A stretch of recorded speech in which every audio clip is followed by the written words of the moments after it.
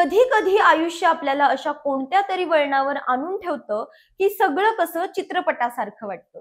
जिथे सगळं संपलं असं वाटतं तिथूनच नवीन कहाणी सुरू होते. क्रिकेटच्या मैदानातही असंच काहीसं घडते. बॅट आणि बॉलच्या या खेळात कधी कोण बाजी मारेल सांगता येत नाही. पण सध्या सगळ्यांच्या चर्चेत आहे ते एकच नाव, शार्दूल ठाकूर. होय, तोच शार्दूल ज्याला IPL 2025च्या लिलावात कोणीच घ्यायला तयार नव्हतं. आणि आता आता तोच शार्दूल मैदानावर आग ओकतोय, फलंदाजांना गुडघे टेकायला लावतोय आणि पर्पल कॅपही आपल्या नावावर करतोय. ही गोष्ट आहे ना थक्क करणारी.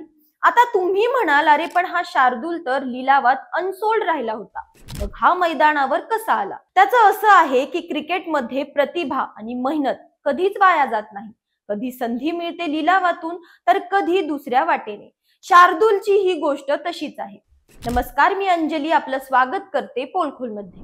IPL 2025च्या पहिल्या 2 सामन्यामध्येच शार्दूल ठाकूरने सगळ्यांचं लक्ष वेधून घेतलं.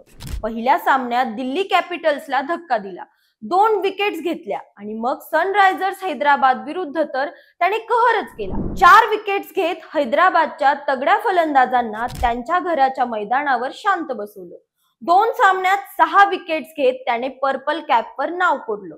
पण हा सगळा धमाका घडला कसा? या मागे आहे एक फोन कॉल आणि एक विश्वासाची जादू. शार्दूल ठाकूरला IPL 2025च्या लिलावात कोणीच घेतलं नव्हतं. 2 कोटींची बेस प्राइस असलेला हा खेळाडू अनसोल्ड राहिला आणि त्याला वाटलं की आता यंदाचा IPL त्याच्यासाठी संपलं.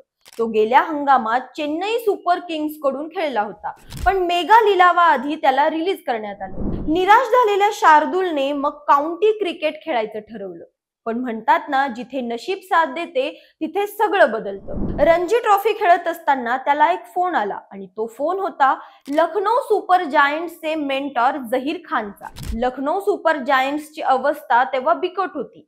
त्यांचे 4 मुख्य वेगवान गोलंदाज आकाशदीप, मयंक यादव, मोहसिन खान आणि आवेश खान दुखापतीमुळे बाहेर पडले होते. संघाला एका बदली खेळाडूची गरज होती, जो आला आणि खेळला तर धमाल उडून दी.